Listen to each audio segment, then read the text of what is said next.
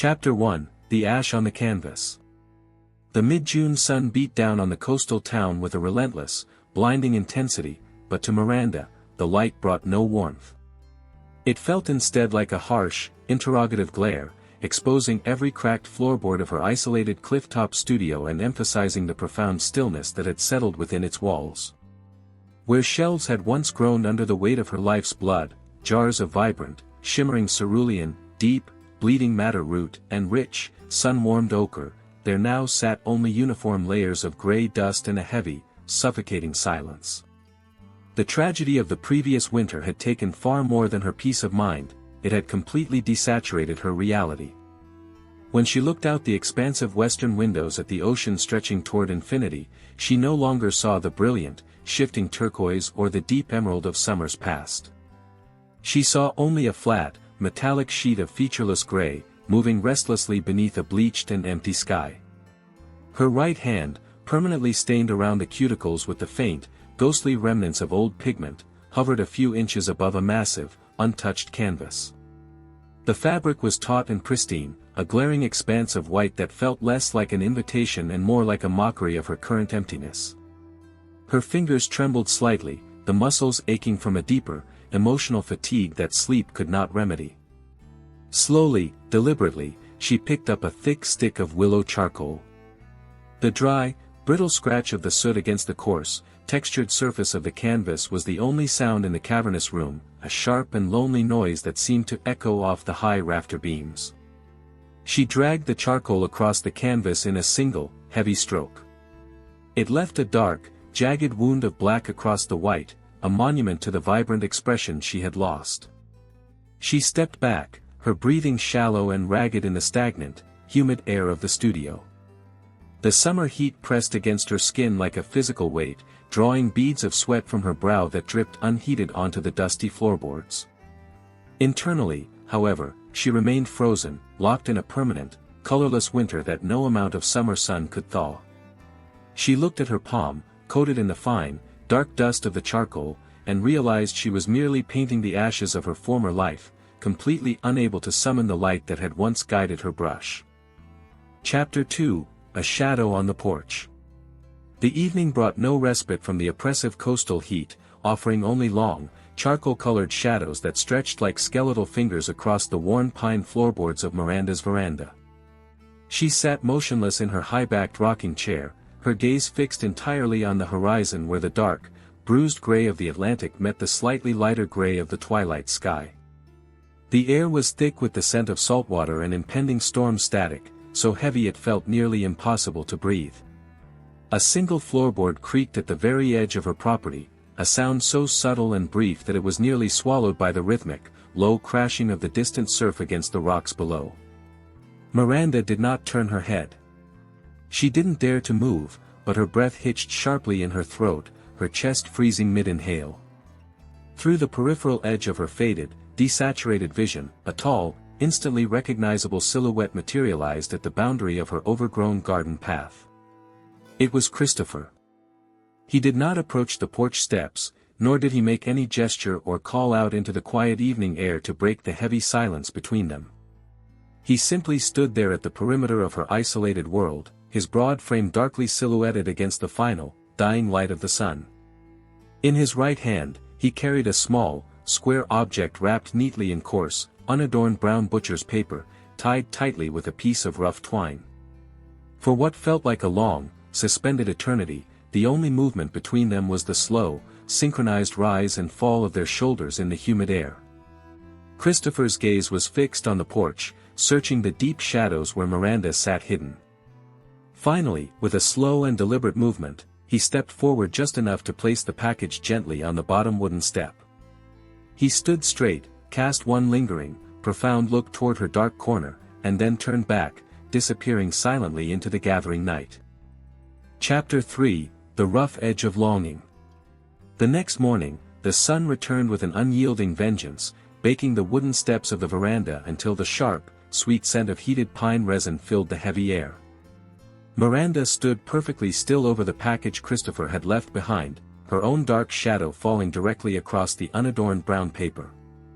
Her heart hammered a frantic, erratic rhythm against her ribs, a sudden, violent surge of adrenaline that felt jarring and almost painful after months of hollow, uninterrupted numbness.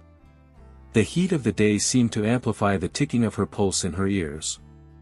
Slowly, she knelt on the hot wood, her fingers trembling so intensely that she struggled to untie the knot of the rough jute twine. She tore away the brown paper, casting it aside. Inside lay a thick, heavily textured square of handmade linen paper, its edges raw, frayed, and uneven. Glued precisely to the center of the sheet was a single, dried hydrangea leaf, not flat and brittle like an old relic, but preserved in a meticulous way that kept its complex network of veins thick, raised, and distinctly three-dimensional. As Miranda slowly ran the pads of her fingertips over the ridged, intricate surface of the leaf, a phantom sensation stirred violently in the back of her mind. She could not see the deep, rich, sun-drenched green that the leaf must have held in reality, but the sheer, undeniable tactile presence of it forced her mind to remember what life felt like. Christopher had always known her better than anyone else. He knew how she translated the world through touch when her eyes or her spirit failed her. The sudden, overwhelming realization that he was still paying attention, that he remembered the exact language of her hands even after years of bitter, agonizing silence, sent a sharp, exquisite ache directly through her chest. Chapter 4, The Silent Weaver. A mile down the rocky coastline, where the old splintered boardwalk met the jagged, sun-bleached shoreline, Christopher worked in the open air of a bustling boat repair yard. The relentless summer sun had turned his skin a deep, weathered bronze, and his muscles burned with the daily, exhausting strain of hauling heavy timber and scraping barnacles from old hulls, but his mind never truly left the quiet cottage on the hill.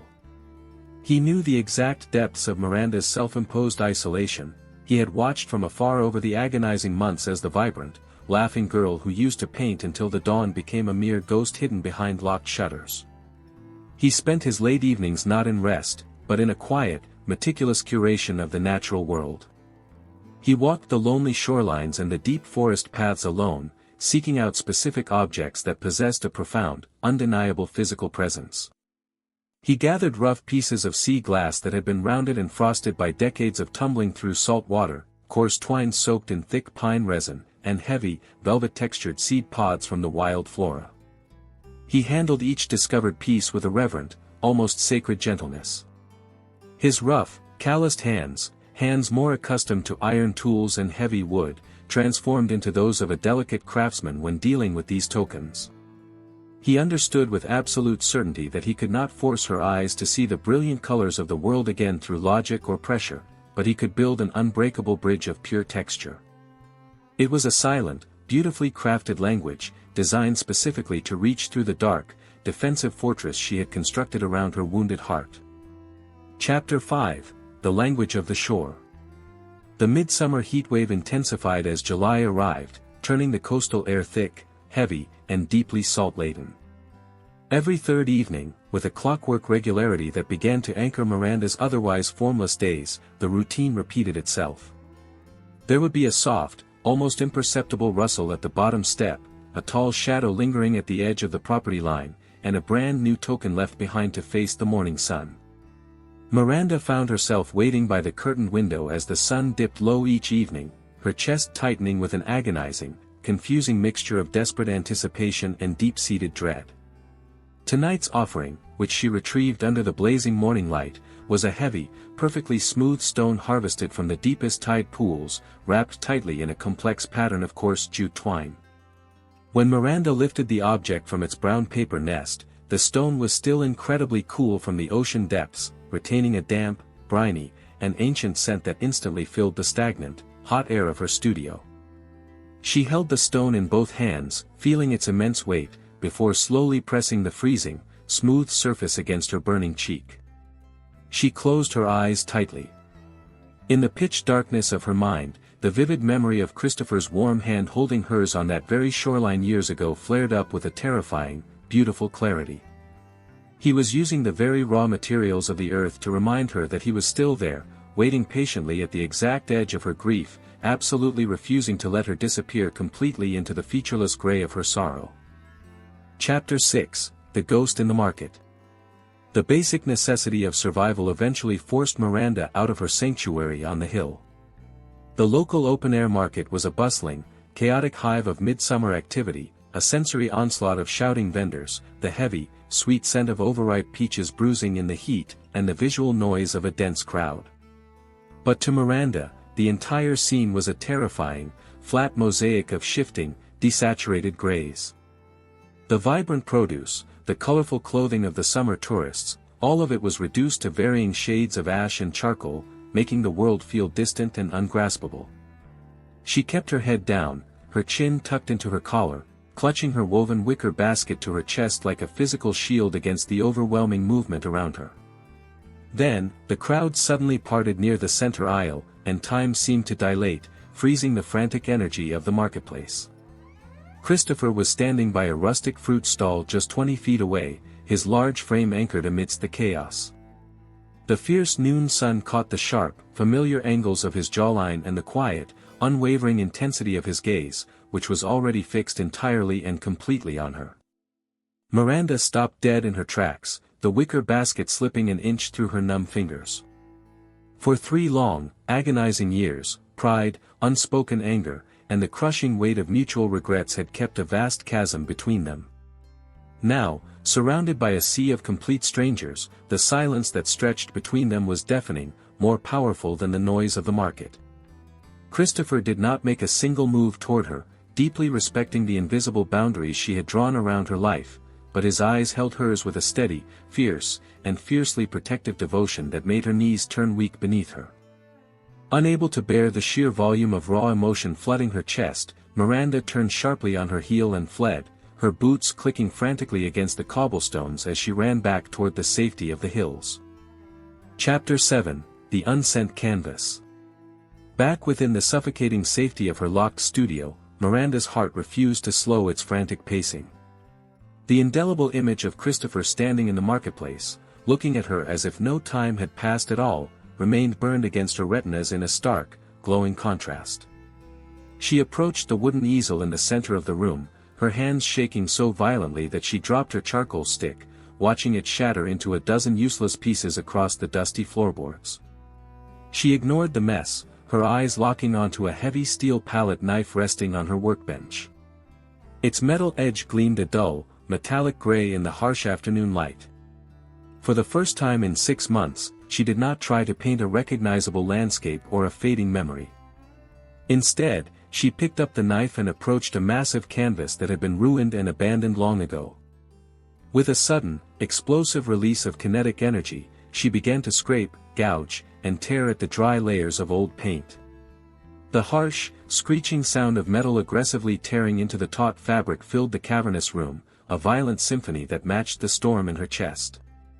Every frantic stroke was fueled by the memory of the day they had parted, the apologies that had died in their throats, the heavy front door slamming shut, and the bitter, icy loneliness that had consumed her ever since. She was not creating art in the traditional sense, she was painting her anger, her unexpressed grief, and the terrifying realization that Christopher's silent, relentless persistence was slowly but surely eroding the stone walls she had so carefully constructed around her soul. Chapter 8, The Weight of an Ancho. The oppressive midsummer humidity clung to the coastline like a second skin, making every movement down at the docks feel slow and laborious. Christopher hoisted a massive, rusted iron anchor onto the weathered wooden deck of a newly repaired fishing trawler, his boots gripping the slippery timbers. The iron was scorching hot from hours under the direct sun, burning into his calloused palms, but the sharp physical pain was a welcome, grounding distraction from the look of sheer, unadulterated panic he had seen in Miranda's eyes at the market. Once the heavy lifting was done, he sat heavily on the very edge of the pier, letting his heavy boots dangle over the dark, churning water below. He watched the white foam smash against the wooden pilings, his face etched with a deep, contemplative exhaustion. He knew he was pushing her, he knew that each textured token he left on her veranda was an unspoken demand for her to feel a world she was terrified of facing again. Yet, he had seen the alternative over the past year, the slow, tragic fading away of the only woman he had ever truly loved, watching her become a ghost in her own life. He remembered with painful clarity the brilliant fire that used to ignite in her eyes when she captured the perfect, fleeting light on canvas, and he absolutely refused to let that fire be permanently extinguished by the tragedy that had rewritten her existence. He would continue to be her anchor, remaining steady and unmoving at her gates, even if the sheer weight of his silent devotion threatened to drag them both under the waves. Chapter 9, The Texture of Forgiveness. A heavy, low-lying fog rolled in from the open ocean on a Tuesday evening, completely swallowing the rugged coastline in a thick, damp, and ghostly shroud. Miranda sat quietly on the hardwood floor of her studio, illuminated only by the faint, diffused light filtering through the mist. She had arranged the growing collection of objects Christopher had left over the past weeks in a wide semicircle around her, where they looked like ancient, sacred artifacts from a long-forgotten civilization. Slowly, her hand reached out, her fingers closing around a particularly large piece of driftwood. It was deeply grooved and heavily weathered, having spent months tumbling through rough, unforgiving seas until only its core remained, strong, resilient, and uniquely beautiful in its extensive scarring. Miranda traced the deep, undulating lines of the wood with her thumb, her eyes closed as she allowed the texture to fill her consciousness. She realized in that quiet moment that Christopher was not just asking her to remember the joys of the past, he was showing her the current state of his own heart. He, too, had been tumbled, broken, and remolded by the agonizing years of their separation, yet here he was, presenting his scarred, resilient self to her without a single word of defense or justification. A single tear, hot and entirely unbidden, slipped down her pale cheek, leaving a wet, shining path on her dry skin, the first thaw in a winter that had lasted far too long. Chapter 10, The Interrupted Storm. The wind changed direction violently over the course of the night, bringing with it the distant, ominous rumble of a massive summer thunderstorm traveling across the water. Miranda could feel the sharp static electricity building in the air, the atmospheric pressure dropping so rapidly that it caused a dull ring in her ears. She walked slowly to the large studio window, her hands resting against the glass as she watched the jagged, brilliant forks of lightning temporarily illuminate the dark, featureless gray expanse of the raging sea. As the first heavy, grape-sized drops of rain began to pelt loudly against the glass, she saw him. Christopher was walking steadily up the steep incline of the hill, his head uncovered, his dark hair plastered to his forehead.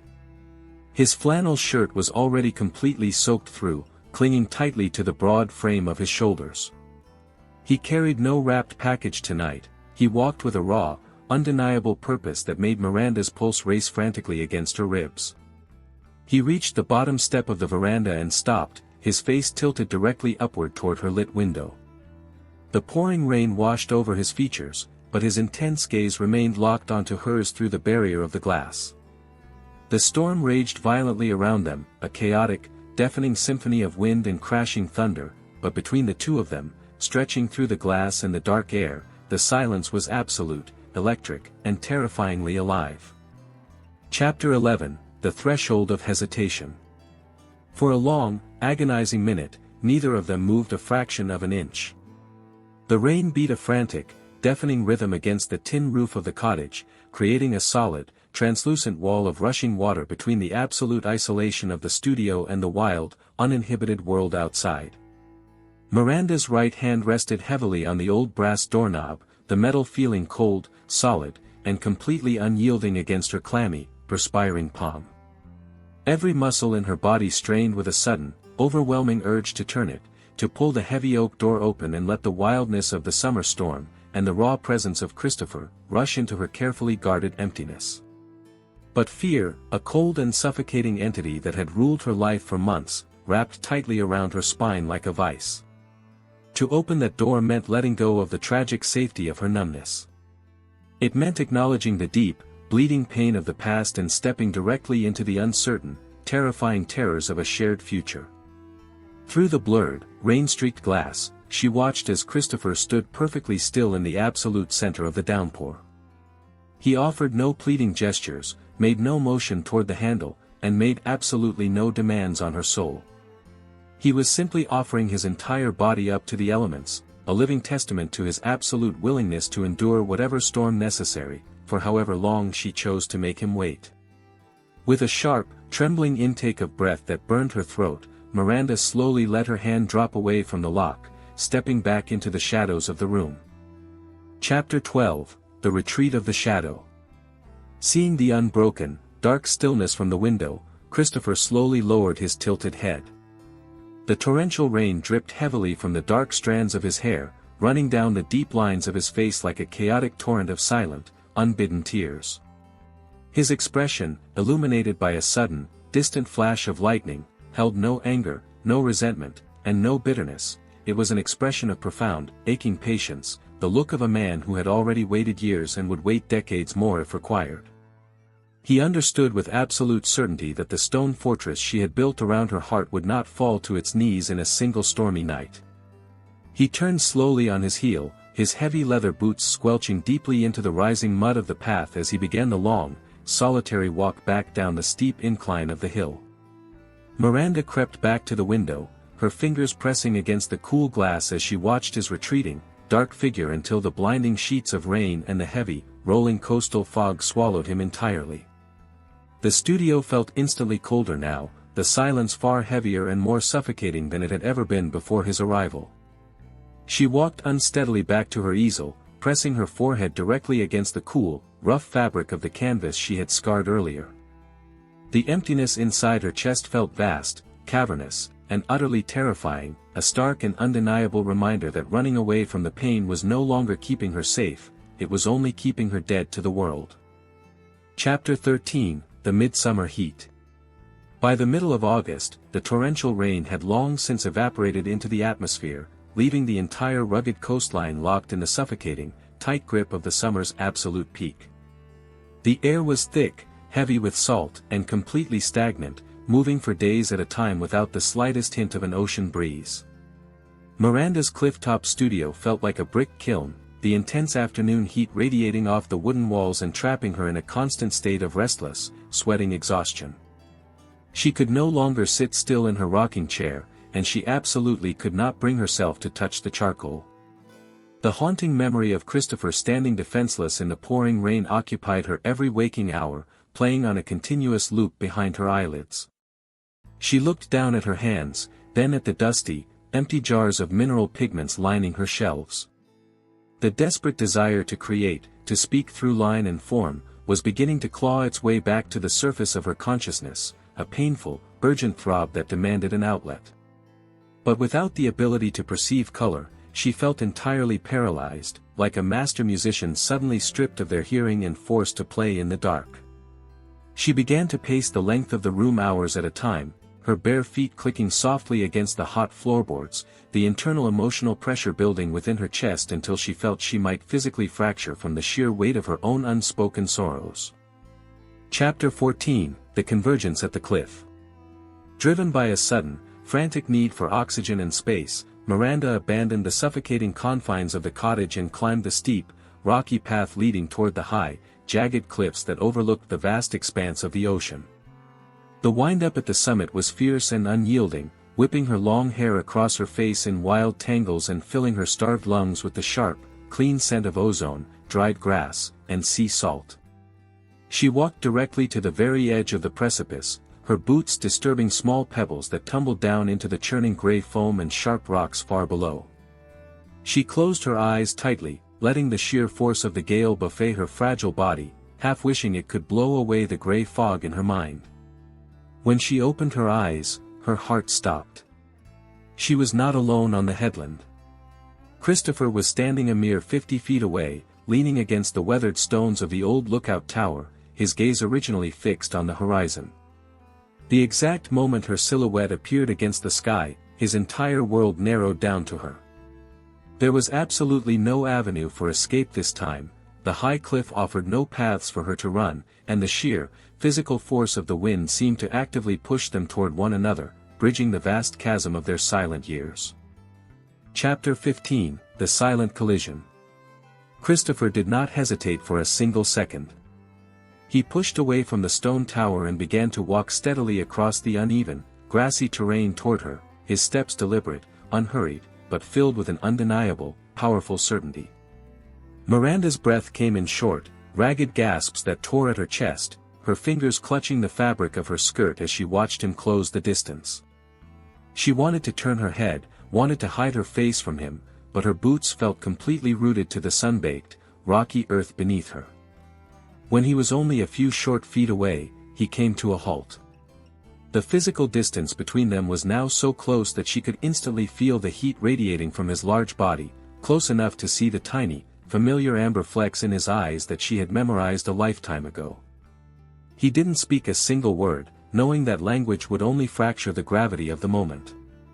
Instead, he slowly, deliberately reached out his right hand, his palm completely open and facing upward toward the sky, a silent, beautifully simple invitation that carried the immense, crushing weight of their entire shared history, their mutual grief, and his unbroken devotion. Miranda looked down at his calloused palm, then back up into his steady, unblinking eyes, the rigid emotional dam inside her chest beginning to split wide open under the immense pressure of his presence. Chapter 16, The Breaking of the Dam. The tiny hairline crack in Miranda's emotional armor instantly became an irreversible, wide chasm, and then, a total, spectacular collapse of her entire internal architecture. She did not reach out to place her hand in his open palm, instead, she took a sudden, desperate step forward, completely erasing the final few inches of separation between them, and pressed her forehead directly against the solid center of Christopher's chest. Her hands came up frantically, her fingers locking into the rough, salt-crusted flannel fabric of his shirt with a white-knuckled, unyielding grip, as if she were a drowning soul clinging to the only solid structure in a stormy sea. A violent, ragged sob tore its way from the deepest part of her throat, a raw, agonized sound that was almost entirely swallowed by the howling wind sweeping off the ocean. The deep-seated grief of the winter accident, the suffocating guilt that had kept her paralyzed, the bitter anger of their years of separation, and the terrifying, cold loneliness of her monochrome world all came rushing out at once in an uncontrollable torrent of hot tears.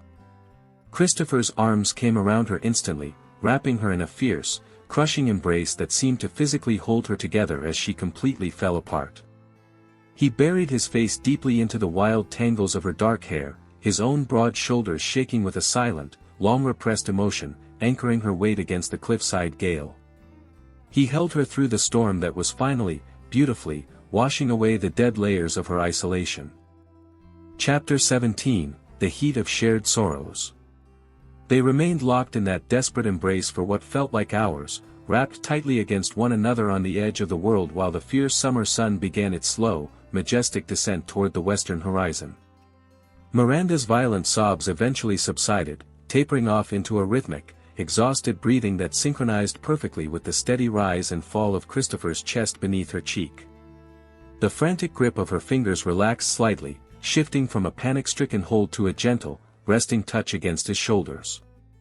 The heat radiating between their pressed bodies was intense, amplified by the humid air of the late August afternoon, but for the first time all summer, the heat did not feel suffocating, it felt like a healing, life-giving fire thawing the frozen places in her veins. Christopher slowly moved his hands, his rough, calloused palms gently tracing the length of her spine, offering a steady, reassuring pressure that silently communicated his absolute presence. He did not pull away, nor did he encourage her to stand on her own. He simply allowed himself to be her shield against the wind, his body absorbing the remaining tremors of her grief. As the sky began to shift into the deep, heavy grays of twilight, Miranda kept her eyes closed, listening to the strong, rhythmic beating of his heart, finding a strange and beautiful sanctuary in the very arms she had spent years avoiding. Chapter 18, The Walk Back from the Edge. As the final light of the sun dipped completely below the horizon, leaving the headland blanketed in a deep, cool dusk, Christopher slowly shifted his weight, gently guiding Miranda away from the precipice. He did not drop his arm from her waist, keeping her tucked closely against his side as they turned their backs on the churning sea. Together, their boots cutting through the dry, whispering summer grass, they began the slow descent down the winding, rocky path that led back toward her isolated cottage on the hill. The walk was quiet, filled only with the rhythmic crunch of gravel beneath their feet and the distant, fading cry of evening gulls. Miranda felt entirely hollowed out, but it was a peaceful, clean kind of emptiness, the sort of stillness that exists only after a devastating fever has finally broken. Her hand remained slipped through Christopher's arm, her fingers resting against his forearm, feeling the steady twitch of his muscles as he navigated the uneven terrain. Every few steps, he would look down at her, his dark eyes searching her face in the twilight to ensure she was steady on her feet. She did not look away from his gaze. Instead, she leaned into his side, letting him share her weight, accepting the reality that the long, solitary walk she had been enduring for months had finally come to an end. By the time the dark silhouette of her cottage appeared through the trees, the night air had grown cool, and the first stars were beginning to blink into existence in the vast sky above. Chapter 19, The Illumination of the Dark. Christopher pushed the heavy oak door open, stepping aside to let Miranda enter the dark, silent sanctuary of her studio before following her inside. He did not leave her side to light the oil lamps. Instead, he walked directly to the large western windows and drew back the heavy, dust-laden curtains, allowing the brilliant, silver light of the rising full moon to flood the cavernous space. The moonlight spilled across the floorboards like a liquid pathway, cutting through the shadows and illuminating the scarred canvas and the scattered pieces of broken charcoal. Miranda stood in the center of the silver beam, her chest rising and falling softly. She looked around the room, and for the first time in months, the heavy gray shadows did not feel like a prison, they felt like a blank canvas waiting for the light. Christopher walked quietly to her workbench, his fingers touching the rough edges of the driftwood, the sea glass, and the dried leaves he had left on her porch over the summer. He gathered them up one by one and brought them to her, placing the textures directly into her open hands. As her fingers closed around the smooth sea glass, a sudden, sharp sensation sparked in the back of her mind, a gentle, humming vibration that seemed to pulse through her nerves. She looked down at her hands in the moonlight, and though she still could not see the true color of the glass, the absolute clarity of its shape and texture felt like the first chord of a long-forgotten melody playing in the dark. Chapter 20, The First Wash of Amber. The morning sun broke over the eastern hills with a soft, gentle warmth, sending long rays of light piercing through the studio windows. Miranda awoke on the small cot in the corner of the room, her eyes adjusting slowly to the morning brightness.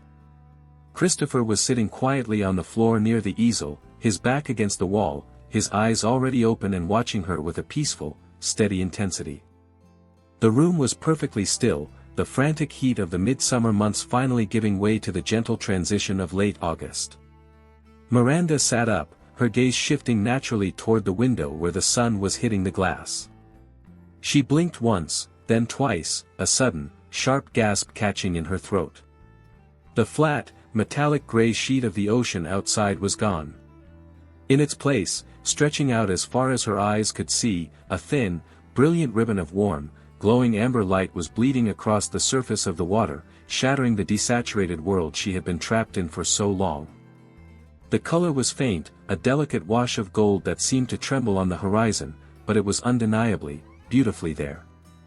A profound wave of warmth rushed through her chest, a physical sensation that made her eyes fill with fresh, happy tears. She turned her head slowly to look at Christopher, who had risen to his feet and was watching her reaction. As she looked into his face, she saw the faint, golden reflection of the morning sun catching the edges of his smile, the first true color of her new life blooming right before her eyes. Chapter 21, The Dawning of the Palette. The gold did not vanish as the morning advanced, instead, it spread like wildfire across the landscape, a slow and majestic awakening of Miranda's long-dormant senses. She stepped off the low cot, her bare feet pressing against the sun-warmed floorboards, and walked with a breathless, reverent slowness toward her long-abandoned workbench.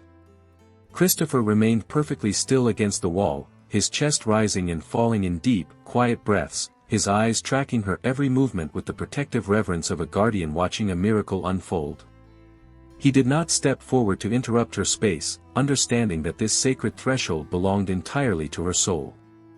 Miranda reached out her trembling right hand, her fingers hovering over the row of dusty, neglected ceramic jars that had sat untouched since the winter tragedy. She picked up the first jar, her thumb wiping away the thick gray layer of soot from the label. As the dust cleared, a sudden, vibrant shock of deep cerulean blue pierced her vision, so sharp and intense it felt like a physical strike against her retinas. A gasp caught in her throat, her eyes widening as she stared at the pigment. She turned her gaze to the next jar, and then the next, watching in absolute awe as the flat, lifeless grays of her environment dissolved into rich, bleeding madder root red and warm, sun-soaked ochre. The world was flooding back to life, rushing through the broken gates of her grief in a brilliant, overwhelming symphony of color. She looked back at Christopher, her vision swimming with tears of pure, unadulterated relief. He was no longer a shadow against the pine walls. The morning light caught the deep brown of his hair and the intense, living warmth of his skin, cementing his place as the living anchor of her newly illuminated reality. Chapter 22, The Horizon Unwritten. The final days of August arrived with a gentle, cooling breeze that carried the sharp, refreshing scent of the early autumn transition. The intense, suffocating humidity of the summer had finally broken, leaving the coastal air crisp and unbelievably clear. In the center of the studio, a massive new canvas rested upon the wooden easel, no longer blank, but covered in sweeping, textured strokes of amber, gold, and deep, resonant blues, a beautiful, chaotic landscape that mirrored the journey of a heart learning to feel the world once more. Miranda stood before the canvas, a brush held loosely between her paint-splattered fingers, her face illuminated by the soft, golden light of the late afternoon sun. Christopher stood just a step behind her, his large hand resting gently on the small of her back, his thumb tracing a comforting, rhythmic circle against the fabric of her shirt. They did not speak, nor did they need to. The silent language they had built over the long, painful summer had evolved into a profound, effortless understanding that filled every corner of the room. Together, they walked out onto the veranda, their shoulders pressed tightly against one another to block the cooling wind. Miranda looked out at the ocean, which was now a brilliant, deep sapphire blue, glittering under a sky painted in soft strokes of violet and rose.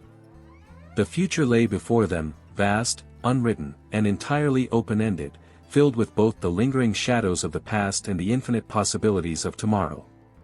Christopher reached down, his calloused fingers sliding slowly between hers, locking their hands together in a firm, unbreakable grip. As they stood on the edge of the hill, watching the sun slowly dip below the horizon, Miranda squeezed his hand, her heart finally at peace, ready to paint whatever colors the next season would bring.